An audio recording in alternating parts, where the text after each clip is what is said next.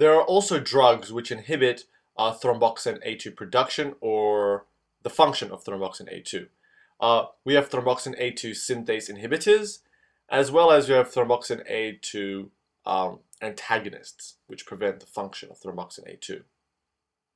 But most importantly, a good way to inhibit inflammation or stop promoting inflammation is by inhibiting the main enzyme involved in the production of all this, which is cyclooxygenase.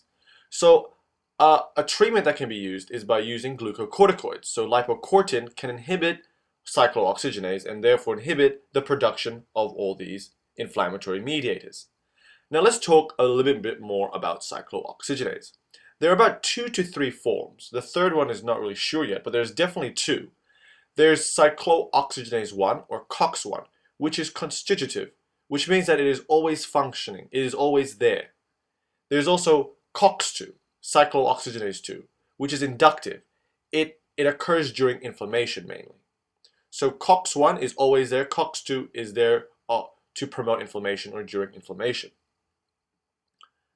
Another drug that inhibits the enzyme cyclooxygenase are the NSAIDs, the non-steroidal anti-inflammatory drugs. And these are the most common, and many people take it. It's things like ibuprofen as well as aspirin.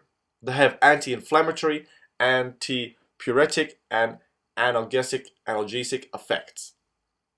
All NSAIDs, all non-steroidal anti-inflammatory drugs, work by inhibiting the COX enzyme, and thus the production of prostaglandin and thromboxanes A2. A newer type of drug which is available in the market are the COXIBs, which specifically work by inhibiting the enzyme COX-2, so cyclooxygenase 2, which is the inductive one, which occurs during inflammation.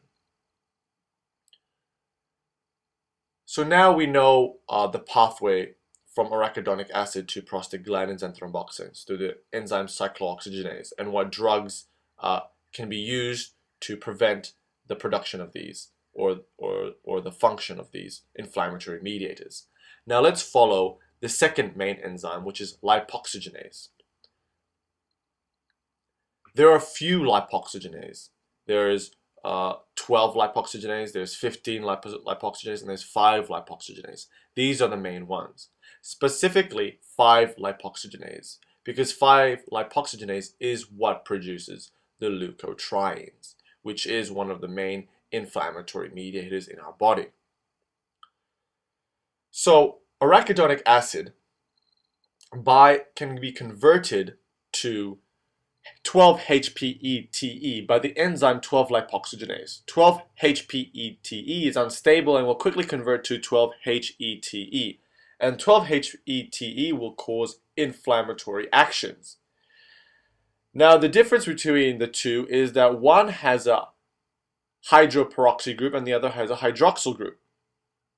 Arachidonic acid can also convert to 15-HPETE by the enzyme 15-lipoxygenase. 15-HPETE would then quickly convert to 15-HETE. The difference, again, being that the first had a hydroperoxy group and the second had a hydroxyl group. Now 15-HETE can convert to lipotoxin A and B by the enzyme 5-lipoxygenase. Now lipotoxin A and B are interesting because it has sort of an anti-inflammatory effect. Now they act on polymorphic nuclear leukocytes, neutrophils, to oppose the action of pro-inflammatory stimuli. Thus it acts like a stop signal to inhibit inflammation. So it's a bit strange because all the other molecules promote inflammation, but this sort of suppresses inflammation. So continuing on, arachidonic acid can also be converted straight away to 5-HPETE by the enzyme 5-lipoxygenase. 5-HPETE has two pathways. It can convert to the 5-HETE and thus can have inflammatory effects. Alternatively, 5-HPETE can convert to leukotriene A4. Leukotriene A4 can be hydrolyzed to form leukotriene B4 by the enzyme hydrolase.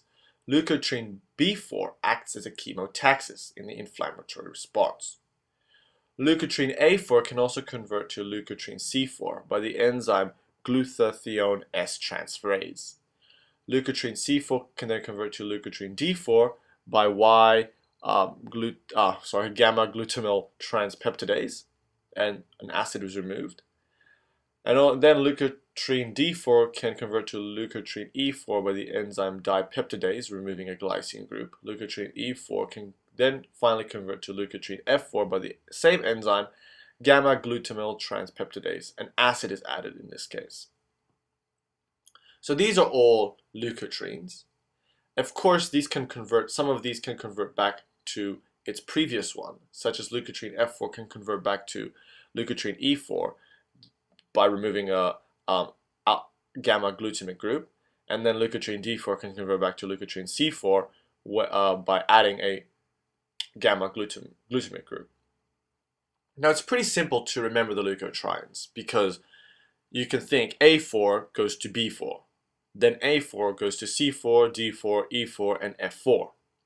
The leukotrienes C4, D4, E4, and F4 are important in the lungs. So when we think of these leukotrienes, we think of the lungs. These leukotrienes are particularly important in asthma, for example.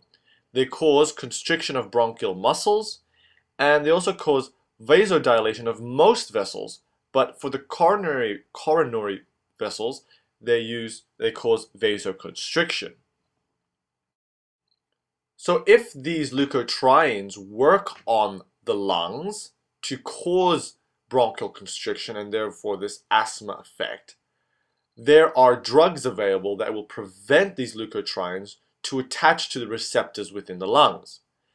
These drugs are known as leukotriene receptor antagonists, simple enough, and they work by essentially binding onto the receptor and preventing the leukotrienes to attach to it, thus preventing bronchial constriction and therefore the asthma effect. Other drugs that can prevent the formation of these leukotrienes are the 5-lipoxygenase inhibitors, which essentially inhibits the enzyme 5-lipoxygenase. But by using 5-lipoxygenase inhibitor, it will also prevent the formation of lipotoxin A and B. And as we know, lipotoxin A and B has sort of an anti-inflammatory effect. But doesn't matter because this 5-lipoxygenase inhibitor will essentially prevent the formation of all these down the bottom, the leukotrienes, essentially. And that concludes this video on arachidonic acid metabolites and the production of the inflammatory mediators, the prostaglandins, leukotrienes, and the thromboxanes. Hope you enjoyed it. Please like, share, subscribe. Thank you.